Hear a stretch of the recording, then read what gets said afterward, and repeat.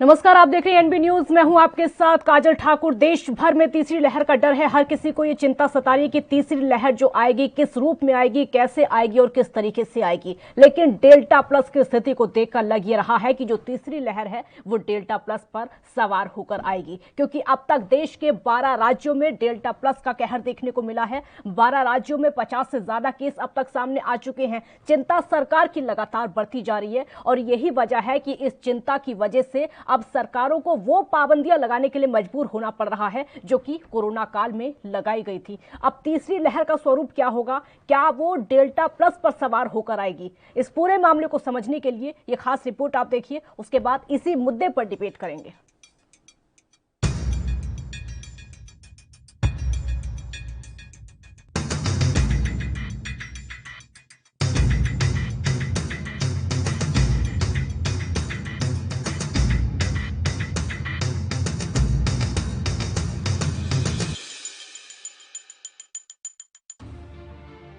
Corona की दूसरी लहर घटने से मिली राहत डेल्टा प्लस वेरिएंट के बढ़ते मामलों ने छीन ली है।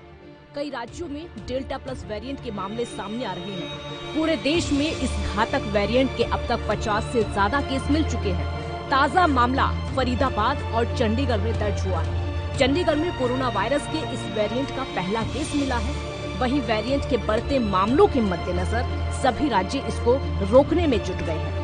राज्य सरकारें एक बार फिर से प्रतिबंधात्मक कदम उठाने को मजबूर हो गई हैं। आपको बता दें कि किन राज्यों में क्या कदम उठाए गए हैं। हरियाणा के फरीदाबाद शहर में डेल्टा प्लस वेरिएंट का पहला मामला मिलने के बाद हड़कंप मच गया है। राज्य के स्वास्थ्य मंत्री अनिल विज ने कहा कि सरकार तैयार है। संक्रमित मरीज के संपर्क में आए 100% लोगों का टेस्ट कराने का आदेश दिया गया है। उनके सैंपल की जीनोम सीक्वेंसिंग भी की जाएगी। देश में कोरोना का सबसे बुरा प्रभाव झेलने वाले महाराष्ट्र राज्य की सरकार को डेल्टा प्लस के बढ़ते मामले देखकर फिर से नई पाबंदियां लगानी पड़ी हैं।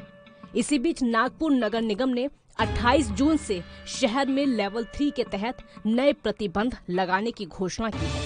इसके तहत आवश्यक और गैर जरूरी सामान बेचने वाली दुकानों का दैनिक समय 4 घंटे घटाकर शाम को 4 बजे तक किया जाएगा।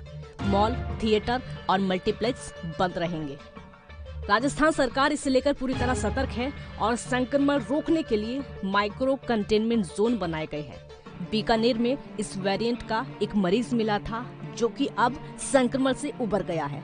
नए वेरिएंट को फैलने से रोकने के लिए बीकानेर में कॉन्टैक्ट ट्रेसिंग का काम व्यापक स्तर पर शुरू हो चुका है। कल बीकानेर में एक 65 वर्षीय महिला डेल्टा प्लस की पॉजिटिव केस के रूप में सामने आई, लेकिन खुशी की बात ये भी है कि वो रिकवर भी हो गई और वहाँ पे हमने जो भी जरूरी इंतजाम हैं वो किए हैं। कॉन्टैक्ट ट्रेसिंग का काम चल रहा है और जिला कलेक्टर इस बात पे पूरी पैनी निगाह है।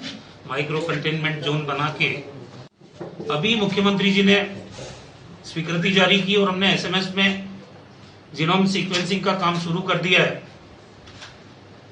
मैं समझता हूं कि तभी हमको पता चला कि जो वेरिएंट था सेकेंड वेव के अंदर वो डेल्टा वेरिएंट था। ये जो डेल्टा प्लस वेरिएंट आया है ये बीकानेर में अकेले केस के रूप में आया है, लेकिन बराबर सैंपलिंग का काम हमारी जो लैब बनी है जीनोम सीक्वेंसिंग की उसमें हम कर रहे हैं। तो टाइम पे कौन सा वेरिएंट आया है और उसका कितना प्रभाव घातक होगा इसका हमको मालूम पड़ जाएगा। उसी हिसाब से हम लोग इंतजाम भी। फिलहाल सरकारें राज्यों में डेल्टा के खिलाफ जंग के दावे तो कर रही हैं, लेकिन इन दावों की कितनी हवा निकलेगी और कितने साकार होंगे ये तो वक्त ही बताएगा। Bureau report, ANB news.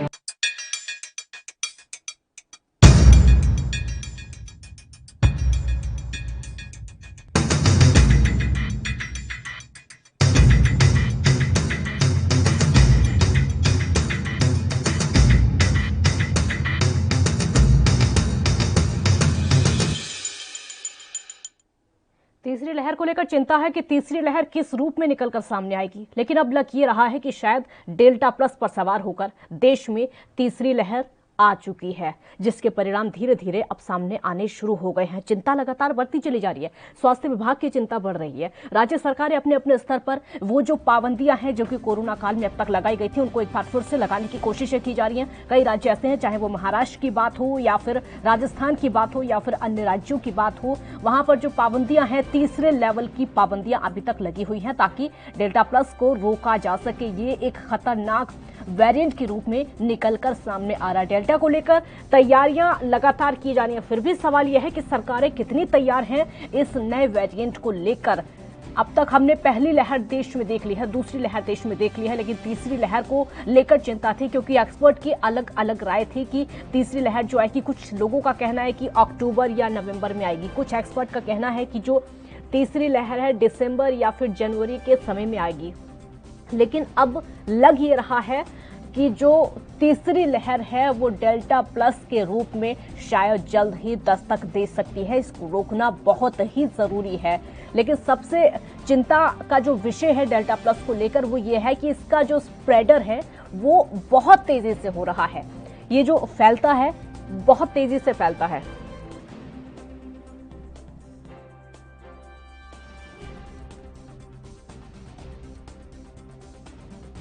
इसके स्प्रेडर को लेकर चिंता है जो कि देश भर में।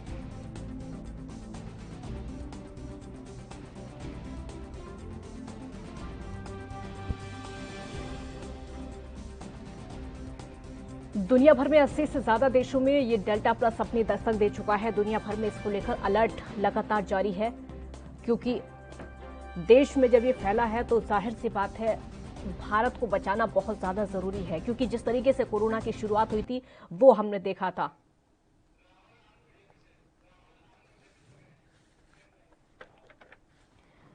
इस मुद्दे पर डिबेट करने के लिए हमारे साथ इस समय राहुल आनंद जुड़ गए हैं जो कि बीजेपी का पक्ष रखेंगे। राहुल जी, बहुत बहुत स्वागत है आपका एएनबी न्यूज पर।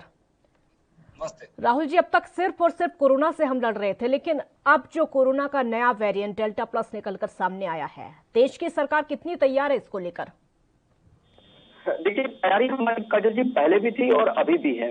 और मैं आपको एक चीज बस बताना चाहूंगा आपके चैनल के माध्यम से कि हमारे जो देशवासी गण हैं वो भी अपनी कड़ाई रखिए दवा के साथ साथ वैक्सीन प्रॉपर ढंग से लें और साथ साथ मास्क का प्रयोग जरूर करें, क्योंकि अगर सावधानी बढ़ेगी तो कहीं ना कहीं परेशानी बढ़ेगी। और सरकार ने कमर कस लिया और आपने देखा होगा कि माननीय प्रधानमंत्री जी ने लगातार इस पे नजर बना रखी है। और जहां जहां हमारे देश के अंदर ये फाइंड आउट किए जा रहे हैं वहां विशेषज्ञों से राय ली जा रही है कि इसके ऊपर क्या प्रतिबंध लगाई जा सकती है, किस प्रकार से इसको कम किया जा सकता है। इस पर लगातार हमारी वैज्ञानिक, हमारे देश के सलाहकार सब लोग नजर बनाए रखे हैं। इसलिए मैं बस आपके चैनल के माध्यम से पुनः यही आग्रह करूंगा कि सबको सतर्क रहने की आवश्यकता है और साथ ही सावधान भी रहने की आवश्यकता है। नजर बनाने से लेकिन राहुल जी कुछ नहीं होगा, क्योंकि नजर तो तब भी बनाई गई थी जब कोरोना की शुरुआत हुई थी, तब भी नजर रखी गई थी जब कोरोना के नए नए वेरिएंट निकलकर सामने आए थे, और नजर तब भी बनाई गई थी जब कोरोना की पहली लहर सामने आई थी। सरकार की नजर तब भी थी जब दूसरी लहर कोरोना की सामने आई थी। अब तीसरी जो लहर है ये डेल्टा प्लस के रूप में अगर आती है तो सरकार इसको नकार नहीं सकती कि हमें पता नहीं था या फिर हमारी तैयारियां पूरी नहीं थी। कोई भी फॉल्ट यहाँ पर नहीं होना चाहिए। देखिए काजल जी, मैं आपकी बातों से सहमत हूँ, लेकिन मैंने अपने प्रारंभिक संबोधन में एक बहुत ही अहम बात कही कि हमें अपने देश के मित्रों के माध्यम से जो दृश्य दिखाए गए हैं टीवी पे, चैनल्स पे, तो मास्क और निफिक्र होकर घूम रहे हैं, तो ये गलत है। इस पे हमें सावधानी बरतनी है। और मैं आपको ये भी चीज से विश्वास दिलाना चाहूंगा कि जो अहम भूमिका होनी चाहिए, जो पैंडेमिक सिचुएशन आया था हमारे देश में, और उस पैंडेमिक सिचुएशन में ये सही है और ये इससे नकारा नहीं जा सकता है कि जो मौतें हुई थी उसको लेकर क्या तैयारियां की गई थी। तैयारियां थी, हर जगह थी और हर स्तर पे थी, लेकिन जिस प्रकार से राहुल जी, अगर तैयारियां होती तो मौतें नहीं होती। अगर तैयारियां होती तो इतनी संख्या में मौतें नहीं होती। तैयारियां नहीं थी तभी लोगों ने दम तोड़ा। तैयारियां नहीं थी तभी। काजल जी, मैं आपको जरा इसमें थोड़ा विश्लेषण करके मैं आपको बताना चाहूंगा अपने शब्दों को कि तैयारियां हमारी सरकार के पास पहले भी हैं और अभी भी है, लेकिन समस्या कहाँ थी? अगर हम उन पहलुओं पर गौर करेंगे तो जो डर का माहौल बन गया था, वो डर के माहौल से बहुत लोग आपा खो रहे थे। और जो कालाबाजारी हो रही थी, जो ऑक्सीजन को लेकर जो सरकार निरंतर बैक फुट पे ऑक्सीजन का उपलब्धता करा रही थी, तो कहीं ना कहीं, और उसमें मैंने एक टेक्निकल बात आपको बताई थी कि जो क्रायोजेनिक टैंकर होते हैं जिसके माध्यम से ऑक्सीजन पहुंचाई जाती है, वो पूरे देश में ही 1500 उपलब्ध है, चाहे वो सरकारी हो या गैर सरकारी ही हो। ये गलती किसकी है? ये गलती किसकी थी? फिर इसको सुधारा कैसे जाता? देखिए, ये गलती का मैं इस पे कुछ नहीं बताना चाहूंगा। मैं बस आपसे ये कहना चाहूंगा कि सरकार की जो उपलब्धता थी और सरकार की जो क्षमता थी, उसके हिसाब से उनके पास क्रायोजेनिक टैंकर उपलब्ध थे। लेकिन समस्या क्यों आई, मैं आपको ये बताता हूँ। समस्या आने का रीजन ये था कि हमारे देश के जितने राज्य हैं, वो सारे राज्यों को एक ही बार में किल्लत हो गई और हमारे पास जो क्रायोजेनिक टैंकर थे वो सीमित मात्रा में थे। तब जाकर ये समस्या। राहुल जी, अगर पहली लहर के समय ये इंतजाम किए जाते तो शायद ये किल्लत नहीं होती। अगर पहली लहर के समय ही इन इंतजामों को दुरुस्त कर लिया जाता तो ये समस्या पैदा नहीं होती। विनोद सिंह हमारे साथ जुड़ चुके हैं, जो कि कांग्रेस हैं। विनोद जी, बहुत बहुत स्वागत है आपका। विनोद सिंह जी, तीसरी लहर की चिंता पूरे देश को इस समय है, लेकिन उससे पहले डेल्टा प्लस वेरिएंट जिस तरीके से चिंता बढ़ा रहा है, ये हर देशवासी को इस समय लग ये रहा है कि जो तीसरी लहर है वो शायद डेल्टा प्लस पर सवार होकर आएगी। जिन राज्यों में कांग्रेस की सरकारें हैं, वो सरकारें कितनी तैयार हैं? देखिए, सबसे पहले मैं आपके दर्शकों को और भारत के सभी अपने भाइयों से कहता हूं कि पूरी तरीके से सावधानी बरतें, अब अनुशासित जीवन जिए, जो भी प्रोटोकॉल कोरोना का कहता है उसको पालन करने का भरसक प्रयास करें। केंद्र सरकार, विशेषकर केंद्र सरकार ने इस गंभीर आपदा के समय में आपको पूरी तरीके से छोड़ रखा है। भगवान भरोसे आपको अपनी रक्षा खुद ही करनी पड़ेगी, ये सत्यापित हो चुका है बार बार इनके एक्शन से। आज भी भारतीय जनता पार्टी के साथ ही राज्य सरकारों पर भी जवाब दीजिए ना, राज्य सरकारों पर जवाब दीजिए, जहां पर कांग्रेस की सरकारें हैं उनका भी जवाब दीजिए जरा। आज भी भाजपा के साथी से लेकर शीर्ष नेतृत्व तक इसके भयावह खतरे को स्वीकार करने में और उसमें क्या उन्होंने इंतजाम किए बेहतर, इस पर कोई प्रमाणिक इनके पास कोई आंकड़े नहीं है। खैर, कांग्रेस पार्टी की सरकार जहां जहां पर भी है, आपने शुरू से देखा, पूरी सीमित साधनों संसाधनों में भरसक प्रयास कर रही है कि अधिकतम सर्वोत्तम देने का और प्रदेशवासियों की जान बचाने का। सवाल ये है, ये सबको पता होगा, आपदा के समय में सारी शक्तियां निहित हो जाती हैं केंद्र सरकार के समय में। एक स्पेशल, मैं उस डिटेल में नहीं जाना चाहूंगा क्या क्या हुआ, स्पेशल टास्क फोर्स बनती, प्रधानमंत्री जी अगुवाई करते, सारे पार्टी के नेतागण। राज्यों का आंकड़ा आप नहीं बता रहे, राजस्थान या फिर महाराष्ट्र का आंकड़ा आप नहीं बता रहे हैं। देखिए काजल जी, देश बचाने की बात है, भारतीय जनता पार्टी के लोग यही एजेंडा चला रहे हैं कि ये राजस्थान वर्सेस मध्य प्रदेश हो जाए, इससे हमारी जनता का कोई लाभ नहीं होने वाला है। ये राजनीतिक चर्चा नहीं है, लोगों की स्वास्थ्य से जुड़ा, जान से जुड़ा मसला है। इसमें मैं क्या करूं, एक ठोस प्रमाणिक राष्ट्रीय नीति अभी तक क्यों नहीं बन पाई? देश का ऐसा कोई मुद्दा होता है विनोद सिंह जी, देश का ऐसा कोई मुद्दा होता है जिस पर राजनीति ना हो? ऐसा कोई मुद्दा देश में होता है? राजनीतिक दल, हमारे देश में मौतों पर राजनीति होती है, मौतों पर राजनीति होती है हमारे देश में, ये आप भी भली भांति जानते हैं और देश की पब्लिक भी जानती है। काजल जी, राजनीति का समय अलग होता है, जान बचाने की मंशा अलग होती है, और जब देश पर संकट आ जाए, देश के भविष्य के साथ अंधकार हो जाए, तो फिर सरकार को, जो जितनी बड़ी पार्टी है, जितनी बड़ी भूमिका में, उसको। चलिए, आप अपने राज्य के बारे में नहीं बताएंगे। राहुल जी बोलिए, क्या कहना चाह रहे हैं, बोलिए। देखिए काजल जी, एक बहुत ही अहम भूमिका होती है हमारे देश की जो विपक्ष है और उसकी विचारधारा हमारे देश की सकारात्मक भूमिका से कभी भी मेल नहीं खाता है। इसमें मेरे बड़े भाई विनोद जी ने एक बात कही कि अभी भी जब शुरुआत की है तो वो डर का माहौल की जो बातें कर रहे थे उसी पे उन्होंने ज्यादा जोर किया, और हर वक्त जो कांग्रेस जो कहते आई है और इनकी जो रूपरेखा जो तैयार की जाती है उसी कर्तव्य का निर्वहन कर रहे हैं और नजर भी आ रहे हैं। और मैं आपको बताना चाहूंगा कि जो लाशों की जो राजनीति करने का जो ये ओछी मानसिकता की जो बोलनी है, इनसे इनको दूर रखना चाहिए। पैंडेमिक सिचुएशन में लाशों पर राजनीति बीजेपी नहीं करती है, लाशों पर राजनीति बीजेपी नहीं करती है क्या? देखिए, हमने कभी भी सकारात्मक बातों, देखिए काजल जी, जो लाशों को दिखाया गया था और जो बातें दिखाई गई थी प्रयागराज से दिखाई गई थी या उत्तर प्रदेश की जिस इलाकों की दिखाई गई थी, तो वहां पे दो तरह की बातें हो पाती है।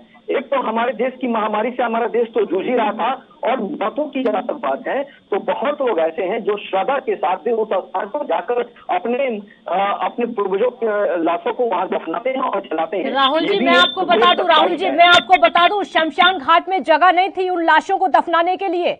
शमशान घाट भरे हुए थे, लंबी लंबी कतारें लगी हुई थी, लाशों को दफनाने की जगह नहीं थी, इसीलिए वो लोग वहां पर पहुंचे थे। सच्चाई आप जानिए जरा, सरकार को सच्चाई पता है फिर भी आप नकार रहे हैं। लाशों को दफनाने की शमशान घाट में जगह नहीं थी, इसीलिए गंगा के किनारे उनके परिवार लेकर गए थे अपने घर के शवों को।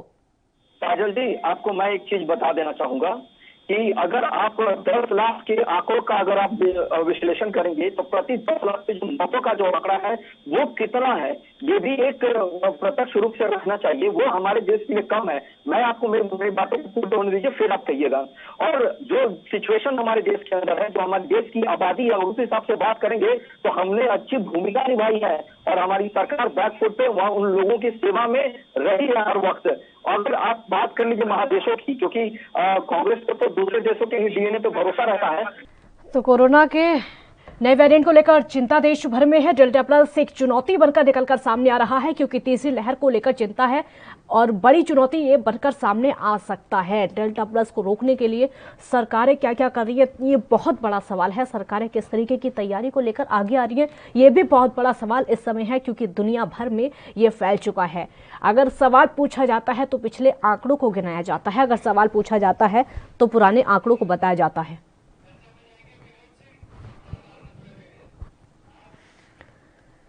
इसी मुद्दे पर चर्चा लगातार जारी है। दोनों खास मेहमान इस समय हमारे साथ जुड़े हुए हैं, राहुल आनंद और विनोद सिंह जी हमारे साथ जुड़े हुए हैं। विनोद सिंह जी, अब हम बीजेपी से सवाल पूछते हैं तो वो साफ तौर पर कहते हैं कि हम तैयारी कर रहे हैं, लेकिन जैसे हालात सामने आए सरकार उसके लिए जिम्मेदार नहीं है। आप बोलिए। क्या काजल जी जिम्मेदार हैं? क्या हम जिम्मेदार हैं? देश वोट से चल रहा है। एक सरकार, चुनी हुई सरकार है, जो ये दावा करती थी कि ऐतिहासिक रूप से हम सबका ख्याल रखेंगे, सबका साथ, सबका विकास, सबका विश्वास के जुमले फेंकती थी। आज जब उसको मूर्त रूप देने की बात आई, लोगों के साथ खड़ा होने की बात आई, तो चिंताजनक है, निराशाजनक है। इनके पास आंकड़े नहीं है। इन्होंने लोकसभा में बोला कि कितने लोग पलायन को विवश हो गए, कितने लोगों पर रोजी रोटी का संकट आया, कितने लोग इस दौरान मृत्यु हो गई, इनके पास कोई आंकड़ा नहीं है। चलिए विनोद जी आप तैयारी कांग्रेस की बताइए, क्योंकि डेल्टा प्लस बहुत ज्यादा खतरनाक शायद ये हो सकता है, एक्सपर्ट का कहना है, और तीसरी लहर बनकर सामने आ सकता है। कांग्रेस की क्या तैयारी है, जिन राज्यों में सरकार है वो बताइए आप। देखिए, जिन राज्यों में हमारी सरकार है और जिन राज्यों में सरकार नहीं भी है, वहां भी कांग्रेस पार्टी के कार्यकर्ता कांग्रेस पार्टी के शीर्ष नेतृत्व के निर्देश पर लगातार लोगों की मदद करने के लिए, उनको जागरूक रखने के लिए निरंतर संघर्षरत है, प्रयासरत है। और जहां पर हमारी सरकारें, वहां पर स्पष्ट निर्देश दिया गया है, स्पष्ट उनसे संवाद किया गया है कि किसी भी कीमत पर लोगों की जान बचाने के लिए जो भी भरसक उत्तम से उत्तम प्रयास प्रयत्न। ऐसा ना हो विनोद जी, ऐसा ना हो कि दूसरी लहर के जैसे हालात हो जाएं और आप फिर से केंद्र सरकार पर ठीकरा फोड़ने लगे कि हमारे हाथ में तो है ही नहीं, केंद्र सरकार ने तो हमारे लिए इंतजाम किए ही नहीं, केंद्र सरकार ने हमें ऑक्सीजन नहीं दी, केंद्र सरकार ने हमें वैक्सीन नहीं दी। काजल जी, कांग्रेस पार्टी के लिए विषय बिल्कुल भी राजनीति का नहीं। आपको याद होगा जब प्रधानमंत्री जी नमस्ते ट्रंप में व्यस्त थे, जब प्रधानमंत्री जी और उनकी पूरी पार्टी मध्य प्रदेश में चुनी हुई सरकार को असंवैधानिक तरीके से अस्थिर करने में लगी थी। आपको याद होगा बंगाल के चुनावों में बिना किसी कोरोना प्रोटोकॉल का ध्यान रखते हुए जब इन्होंने संक्रमण में कहीं ना कहीं वाहक बने, ये सहायक बने, तब कांग्रेस पार्टी ने अपना राजनीतिक हित न देखते हुए हमारे शीर्ष नेतृत्व ने कहा चुनावी रैली। विनोद जी, जो कांग्रेस शासित राज्य थे ना, उनके हाल भी देश ने देखे हैं, किस तरीके से संक्रमण वहां पर फैला है, किस तरीके की मौत के आंकड़े वहां पर बढ़े थे, उनका वो हाल सबने देखा है। राहुल जी बोलिए। देखिए काजल जी, सबसे अहम बात यह है कि जो सदन होता है वो विपक्ष की भूमिका के लिए होता है और हमारे देश का जो विपक्ष है वो अभी भी कंफ्यूजन वाली बात पे ज्यादा ध्यान देता है। आपने देखा होगा, चाहे वो राहुल गांधी जी का स्टेटमेंट हो या अन्य किसी नेताओं का स्टेटमेंट हो, वो इसी प्रकार के स्टेटमेंट देते रहे जिसकी वजह से कंफ्यूजन बढ़े। और मैं इस बार पुनः आग्रह जरूर करूंगा, तो सरकार की जिम्मेदारी है ना उस कंफ्यूजन को दूर करे। सरकार की जिम्मेदारी बनती है कंफ्यूजन आप दूर करिए ना। अगर विपक्ष देश का कंफ्यूज है तो सरकार किस लिए है देश में? सरकार इसीलिए है ना, ताकि उस कंफ्यूजन को दूर करे, जो भ्रांतियां हैं उनको दूर करे, इसीलिए तो सरकार होती है। सरकार ने हर वक्त अपनी भूमिका को बहुत अच्छी तरह से निर्वहन किया है। और मैंने भी आपके चैनल के माध्यम से मैं आपका भी शुक्रिया अदा करूंगा कि आपने भी इन सवालों को उठाया, जिसकी अच्छी चर्चा हुई और स्वस्थ वातावरण में चर्चा हुई। तो जब हम लोग चर्चा करते हैं तो लोग इस बातों को सुनते हैं और वहां से लोग कुछ सीखते हैं। तो नकारात्मक एनर्जी फिर भी बहुत तेजी से फैलती है। जब राजा रामचंद्र का भी राज था तो उस समय भी रावण हुआ करते थे। तो अब कलयुग में तो बहुत लोग हैं।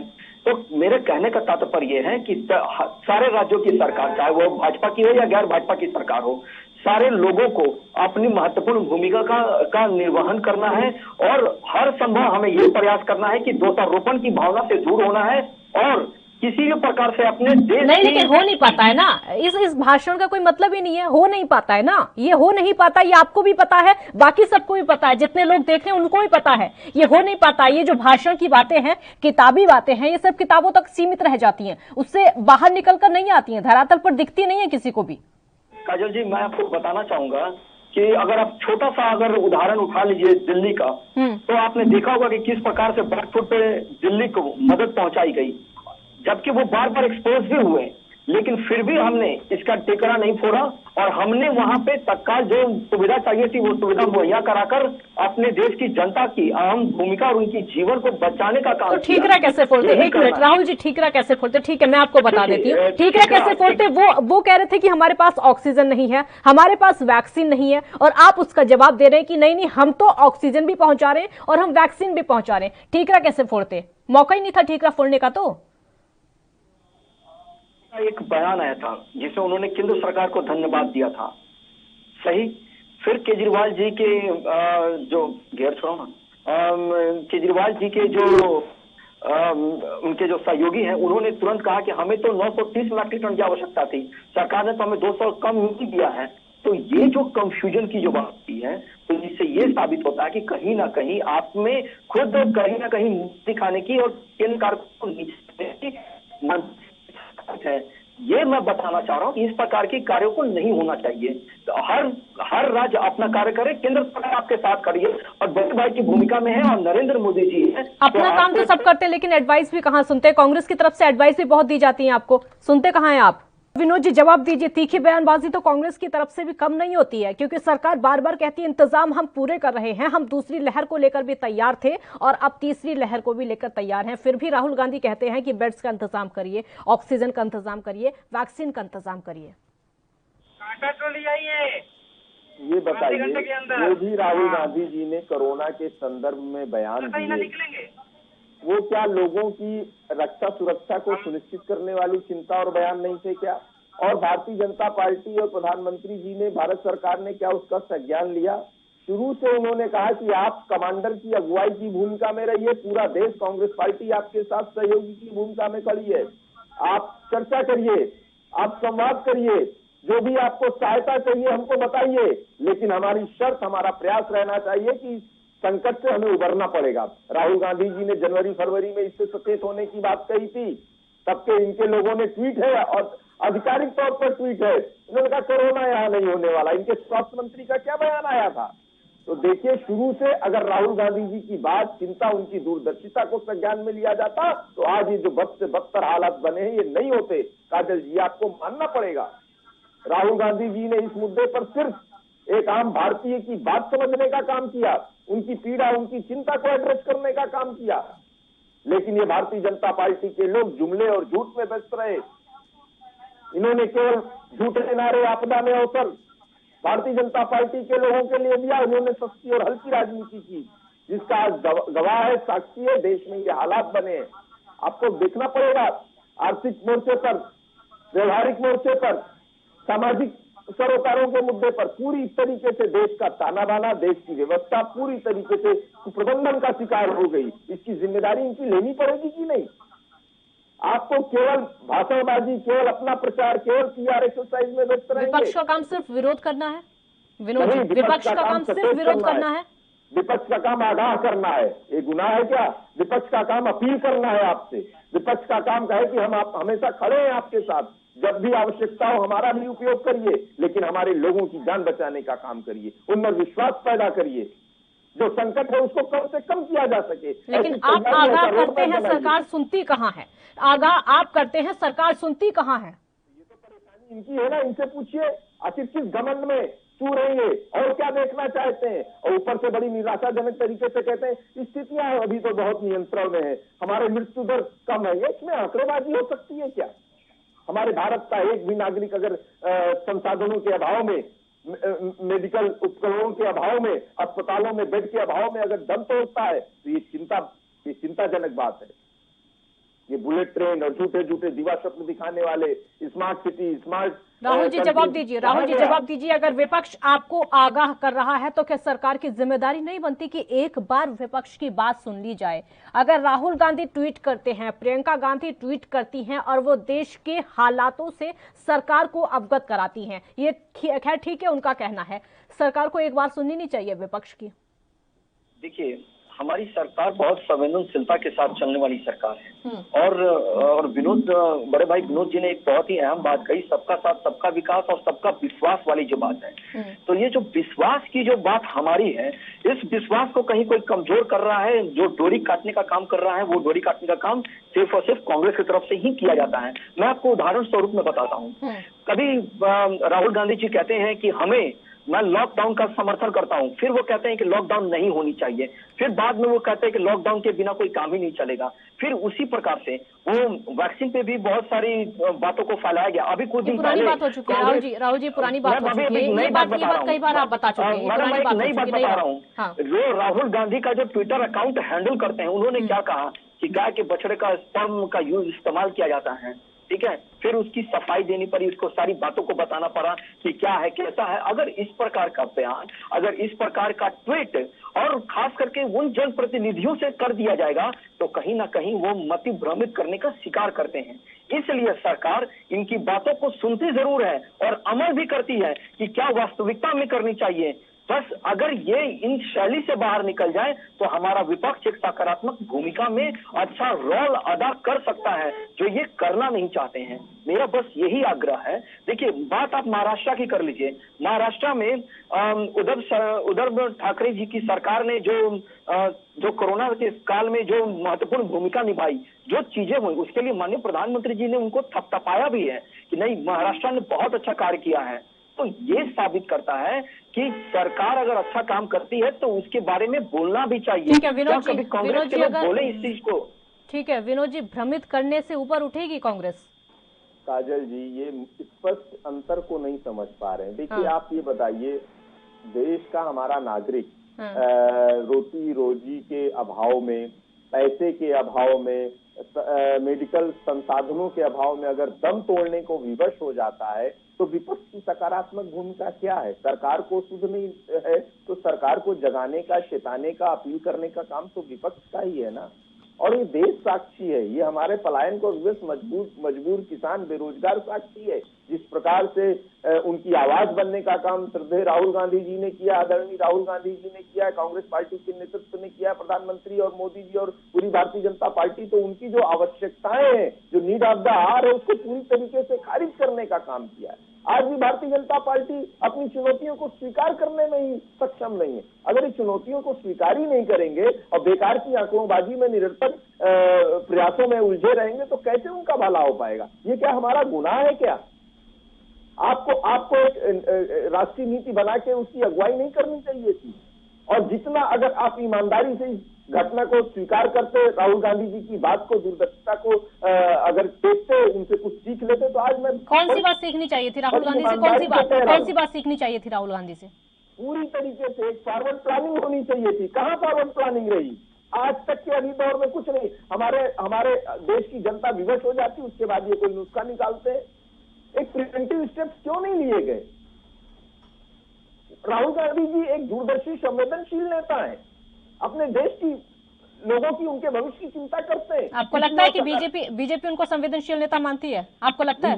बीजेपी के मानने न मानने से कोई फर्क नहीं पड़ता। उनकी जवाबदेही बीजेपी के प्रति नहीं है, उनकी जवाबदेही देश के आम नागरिकों के प्रति है, भारत के लोगों के प्रति है, और वो अपना काम पूरी ईमानदारी और निष्ठा के साथ निभा रहे हैं। राहुल जी, जवाबदेही बनती है, चाहे सवाल विपक्ष पूछे या फिर देश की पब्लिक पूछे। बिल्कुल बनती है काजल जी, मैं इस बात का सम्मान करता हूं, मैं इनका आदर भी करता हूं। हाँ। ये बिल्कुल हमारी जवाबदेही बनती है और हमने जवाब दिया भी है और हमने बताया भी है, पल पर हर बातों को बताया और जनता के बीच में रखा भी है।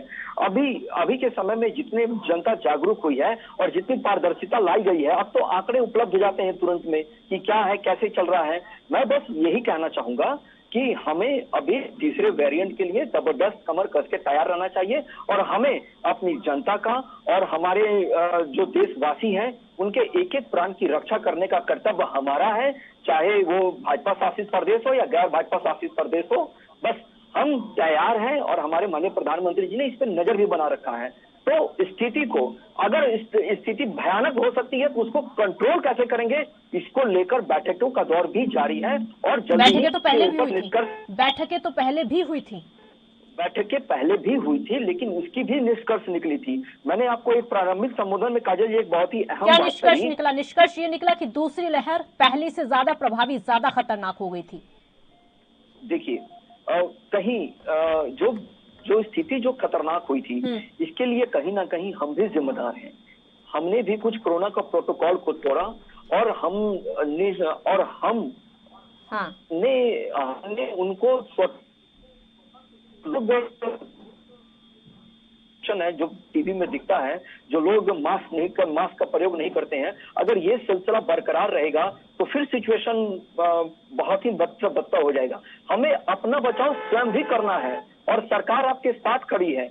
अगर स्थिति कहीं असामान्य होती है तो उसको सामान्य करने का कर्तव्य हमारे देश के समझदार नागरिकों का भी होता है, जो हमें करना होगा। ये हमारा कर्तव्य है और मैं आपको विश्वास जरूर दिलाता हूं कि पहले की तरह इस बार ऐसी सिचुएशन नहीं होने वाली है। और मैं एक चीज और आपसे कहना चाहूँ, बहुत शुक्रिया आपका हमारे साथ जुड़ने के लिए, क्योंकि समय की भी कमी है। बहुत बहुत आप दोनों का शुक्रिया। तो दुनिया भर में जो डेल्टा प्लस इस समय फैल रहा है, उसको लेकर चिंता लगातार बढ़ती जा रही है कि ये हालात अब कैसे सुधरेंगे। अगर अब नहीं संभले तो कहीं देर ना हो जाए, क्योंकि वक्त जिस तरीके से चल रहा है, हमने देखा कि दूसरी लहर पहली से कहीं ज्यादा खतरनाक हो गई थी। अब जो तीसरी लहर है, उसके खतरे को लेकर चिंता ये है कि वो डेल्टा प्लस के साथ निकलकर सामने आ रही है। और ये जो लहर है कहीं से पैदा नहीं होती है। ये जो लहर है सिर्फ यही है कि लोग लापरवाही बरतते हैं, घर से बाहर निकलते हैं, अपनी जिम्मेदारियां भूल जाते हैं, बिना मास्क के घर से बाहर निकलते हैं, सोशल डिस्टेंसिंग का प्रयोग नहीं किया जाता है और यही वजह है कि ये लहर में तब्दील हो जाता है। ये एक अन्य वेव बनकर सामने आती है, जिसकी चिंता इस समय पूरे देश को सता रही है। क्या इंतजाम इस समय देश भर में किए जा रहे हैं? देश भर में निपटने के लिए क्या पुख्ता इंतजाम किए गए हैं? सरकारें इसमें लगी हुई हैं, लेकिन लास्ट में आकर होता यह है कि जब हालात बहुत ज्यादा खराब हो जाते हैं तो राज्य सरकारें केंद्र सरकार पर ठीकरा फोड़ती हैं और केंद्र सरकार राज्य सरकारों पर ठीकरा फोड़ती है। हमने दूसरी कोरोना की लहर में देखा था कि केंद्र सरकार ने जिम्मेदारी जो थी राज्य सरकारों को दे दी थी कि आप अपने तरीके से लॉकडाउन लगाइए, आप अपने तरीके से अनलॉक करिए, जैसा आपको लगता है वैसे उस तरीके से राज्य की सुरक्षा करिए, राज्य की सिक्योरिटी करिए। क्योंकि पहली लहर में हुआ ये था कि जब एक ही दिन में केंद्र सरकार की तरफ से लॉकडाउन लगा दिया गया था तो दिक्कतों का सामना बहुत ज्यादा हुआ था। जो माइग्रेंट्स थे उनको अपने घर जाने में बहुत ज्यादा परेशानियां हो गई थी, क्योंकि पहले ट्रेन बंद हो गई थी, मेट्रो बंद हो गई थी और बसेस भी बंद हो गई थी, जिसकी वजह से दिक्कतें बहुत ज्यादा हो गई थी। इसलिए इस बार थोड़ी ढील बढ़ती गई थी।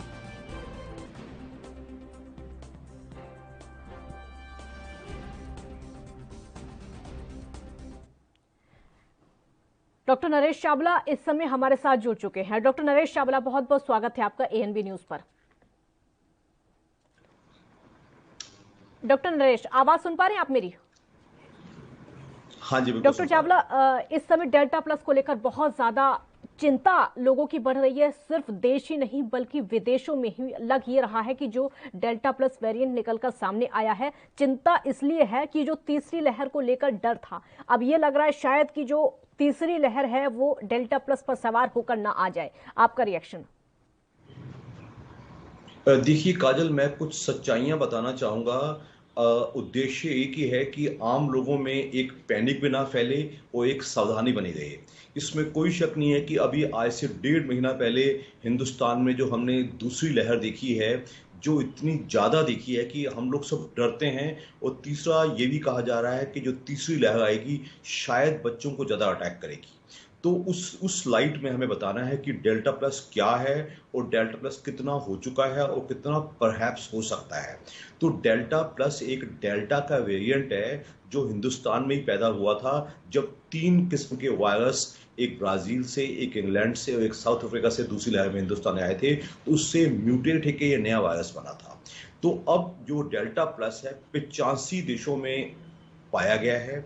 इंडिया में भी तकरीबन 50 एक केस अब तक डायग्नोस हो चुके हैं और एक मौत भी हो चुकी है। लेकिन अब पूछा जाएगा कि डेल्टा प्लस क्या दोबारा कहर बन सकता है? तो I would say yes, theoretically ये कहर बन सकता है, लेकिन मैं कहूँगा कि शायद कन्फ्लिक्टिंग न्यूज़ कई चैनल्स पे आई हैं। कई सीनियर फंक्शनरीज ने बोला है शायद मिड सितंबर तक दूसरी लहर आ जाएगी, यानी कि ज़्यादा से ज़्यादा 1 डेढ़ 2 महीने में। इसका किसी को नहीं पता, लेकिन हम एक ही बात कहेंगे कि यस, वायरस तो म्यूटेट हो चुका है और ये हमें अटैक भी कर सकता है। लेकिन जिस हिसाब से हिंदुस्तान में अब तक 31 करोड़ लोगों को वैक्सीनेशन लग चुकी है और हमारा वैक्सीनेशन ड्राइव बहुत ही तेजी से चल रहा है, और इसके अलावा जो कोरोना एप्रोप्रिएट बिहेवियर है वो आपके चैनल के माध्यम से मैं दर्शकों को सख्ती से कहूँगा कि आज भी जैसे जैसे अनलॉक बढ़ता जा रहा है, लोग थोड़े लापरवाह होते जा रहे हैं। लोग कहते हैं डॉक्टर साहब कब तक घर पे बैठे रहें, कब तक ये करें, तब तो करें। तो उनको मैं एक ही जवाब दूंगा कि भाई अभी कोरोना खत्म नहीं हुआ है। इंग्लिश में कहा जाएगा learn to live with corona and adopt this lifestyle. कई देशों में ये लाइफस्टाइल अडॉप्ट की जा चुकी है। अगर हम सोच के देखें कि लॉकडाउन ना लगाया जाए और हम सब जबरदस्ती घर से भी ना निकलें, हम मास्क भी पहने, हम भीड़ भाड़ भी ना करें, हम हैंड सैनिटाइज भी करें और हाथों को धोएं भी, इस स्थिति में क्या होगा? कोरोना आएगा और चला जाएगा और हमारा देश अचूका रह जाएगा। तो ऐसी हमें कोशिश करनी चाहिए, अननेसेसरी पैनिक मत कीजिए। बिल्कुल बिल्कुल बिल्कुल। डॉक्टर चावला, इस समय लोगों में एक उत्सुकता है ये जानने की कि जो डेल्टा प्लस है इसका जो स्प्रेडर है वो किस तरीके का है और उसको किस तरीके से कंट्रोल किया जा सकता है, किस तरीके से ये फैलेगा, कैसे इससे बचा जा सकता है, क्योंकि जो रफ्तार थी हमने पहले भी कई वेरिएंट की देख चुके हैं, इसीलिए कंफ्यूजन है वो दूर कर दीजिए लोगों का। इसमें कोई शक नहीं है कि डेल्टा प्लस पिछले एग्जिस्टिंग वायरसेस जो वेरिएंट्स के मुकाबले में थोड़ा ज्यादा घातक भी है और ट्रांसमिट भी ज्यादा करता है।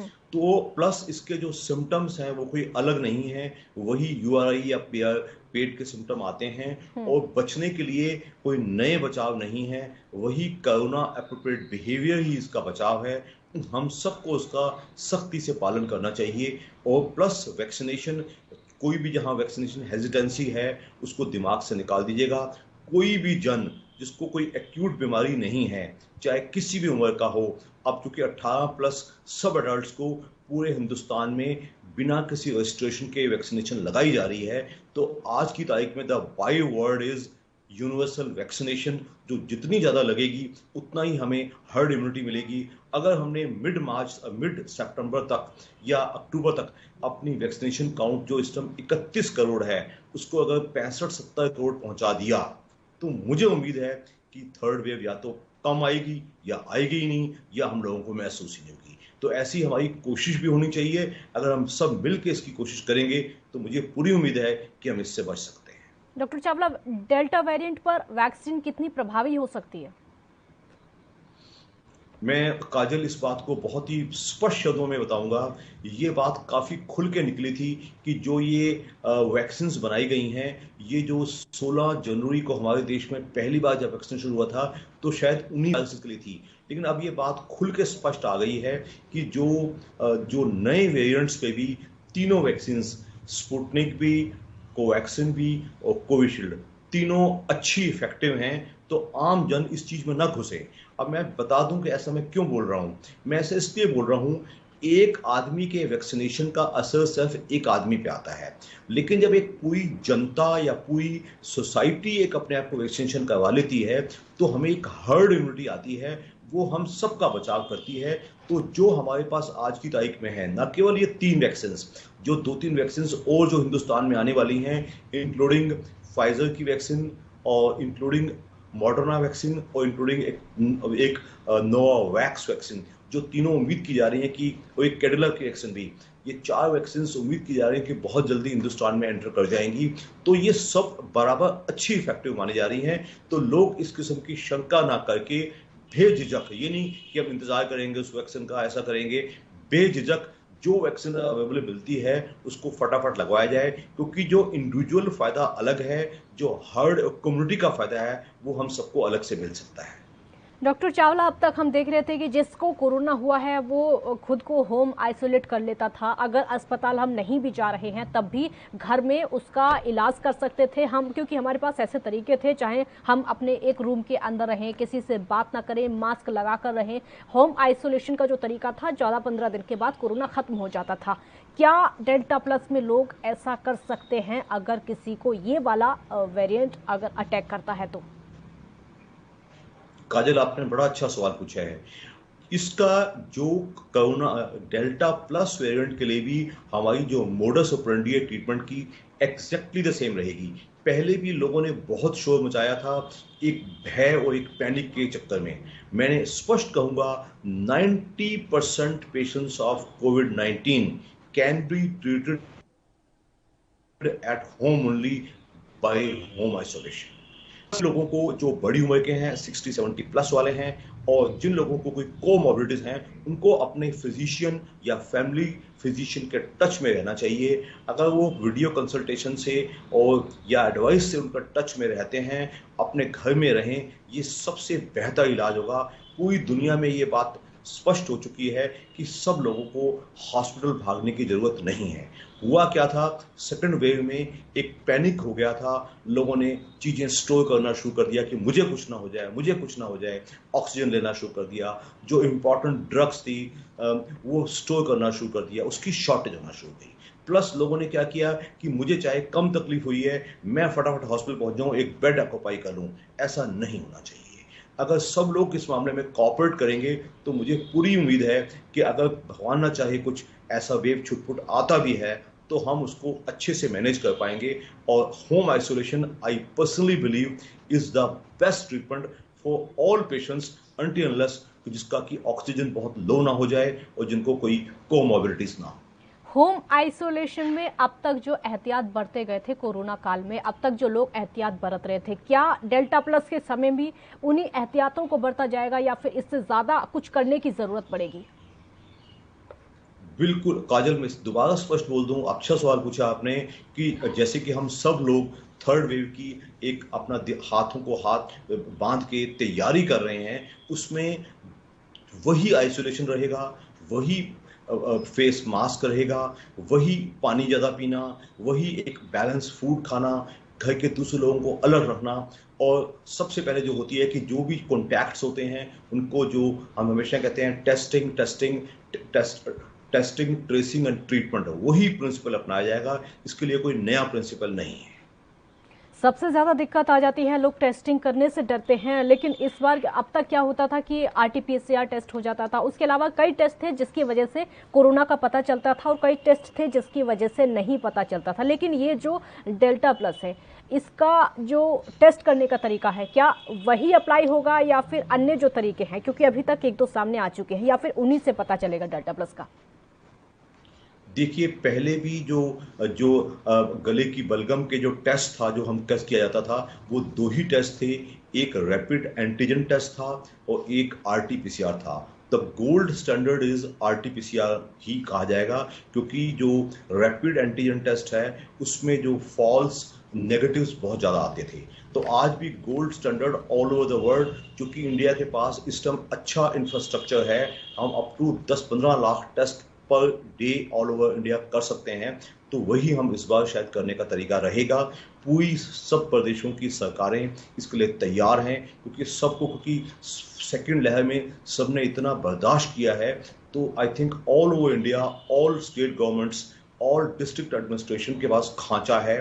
तो अब क्योंकि गवर्नमेंट का अपना खांचा भी है और प्राइवेट कंपनीज जो पहले करती थी उस बीच में एकदम बहुत ज़्यादा केसेस आ गए थे, तो तैयारियां नहीं थी, तो अब सबकी अच्छी तैयारियां हैं। तो हमारे विचार में जब भी किसी को शंका हो वो फटाफट RT-PCR टेस्ट करवाए और पता चले, क्योंकि पॉलिसी शायद बदलनी पड़ेगी इस बार। जैसे ही कुछ केस आएंगे तो माइक्रो कंटेनमेंट वाला काम करना पड़ेगा। जहां केस आते हैं वहां उस जोन को कंटेनमेंट जोन घोषित किया जाए और उसको माइक्रो मैनेजमेंट, यानी कि एक एक केस को देखा जाए, उसके पड़ोसियों को, उसके घर वालों को जल्दी टेस्ट किया जाए, ताकि जहां कोई वायरस दिखे, कोई केस दिखे, उसके आसपास के केसेस को जल्दी कंट्रोल कर लिया जाए, ताकि फैलने का मौका ना मिले। एक और सवाल है जो कि कंफ्यूजन की स्थिति क्रिएट करता है पूरे देश में भी, क्योंकि कहा यह जा रहा था कि तीसरी लहर जो है बच्चों पर ज्यादा प्रभावी हो सकती है। तो क्या हम तीसरी लहर के तौर पर डेल्टा प्लस को देख सकते हैं? अगर हम देख सकते हैं तो किस उम्र वर्ग पर ये ज्यादा प्रभावी होगी? देखिए काजल, इसमें कोई शक नहीं है, जो पहली 2 लहरें थी उन्होंने बच्चों को बहुत कम टच किया था। तो ये हमारी एक इमेजिनेशन है, क्योंकि वायरस हमेशा उस होस्ट को ढूंढता है, उस पेशेंट को ढूंढता है जिस पे पहले अटैक ना किया गया हो, जिसमें इम्यूनिटी ना हो।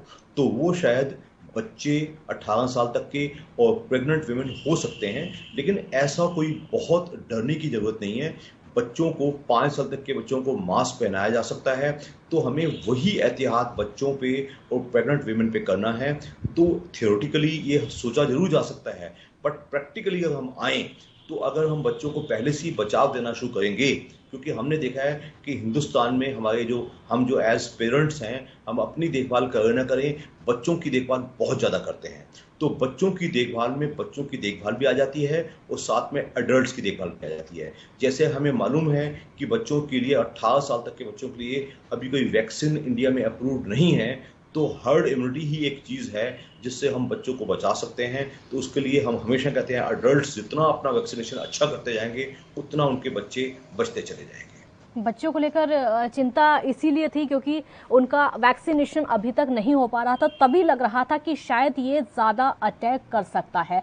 अब चिंता और बुजुर्गों को लेकर भी है, युवाओं को लेकर भी है, और ये सवाल बड़ा सभी को कंफ्यूज करता है कि कौन सा ऐसा वर्ग हो सकता है, क्या वो बुजुर्ग या फिर युवा या फिर बच्चे। ये जो नया वेरिएंट है ये किन में ज़्यादा प्रभावी हो सकता है, खासकर कौन से वर्ग में, या फिर सभी में एक समान हो सकता है? देखिए, अभी तक तो जो हम आज तक कहते आए थे वो हम एल्डरली पर्सन्स और पीपल विद कोमॉर्बिडिटीज, जिनको की दूसरी बीमारियां हैं, जिनकी की अंदरूनी शक्तियां पहले ही क्षीण हो चुकी हैं, बच्चा वर्ग अभी थोड़ा सा हम उनकी प्रोटेक्शन कर रहे हैं। And all across India her states और हर डिस्ट्रिक्ट प्रशासन अपने स्पेशल कोरोना वार्ड्स बना रही है और कोरोना हॉस्पिटल्स भी कुछ डेडिकेटेड घोषित किए गए हैं। और उसके ऊपर एक और चीज़ है, क्योंकि बच्चों का ट्रीटमेंट कुछ अलग से होता है, तो अलग से हर स्टेट की सरकार और डिस्ट्रिक्ट एडमिनिस्ट्रेशन कुछ लोगों की, अपने मेडिकल वर्कर्स की और पैरामेडिक्स की और नर्सेस की स्पेशल ट्रेनिंग ये ऑल ओवर इंडिया चल रहा है, क्योंकि सब लोग इसके लिए बहुत चिंतित हैं। लेकिन अभी तक ये नहीं मालूम कि क्या ये तीनों यंग को, ओल्ड लोगों को और बच्चों को इक्वल इफेक्ट करेगा या नहीं करेगा, ये तो आने वाला वक्त ही बता पाएगा। लेकिन जिसकी तैयारी आज तक नहीं थी, पीडियाट्रिक्स वार्ड्स की और पीडियाट्रिक के लिए specially trained doctors staff nurses और पैरामेडिक्स वो अब किया जा रहा है, और सब लोग अगले 2-3 महीने is a very critical time for India as far as corona is concern. उस सब के लिए हमें तैयार रहना चाहिए, कोरोना प्रिवेंटिव फॉलो करें। तो हो सकता है ये कुछ भी ना हो, ऐसी पास ऑफ हो जाए, ऐसा हम सब उम्मीद भी करते हैं और कोशिश भी कर रहे हैं। बिल्कुल बिल्कुल, बहुत शुक्रिया डॉक्टर चावला आपका हमारे साथ जुड़ने के लिए और देशवासियों को इतनी सारी जानकारी देने के लिए।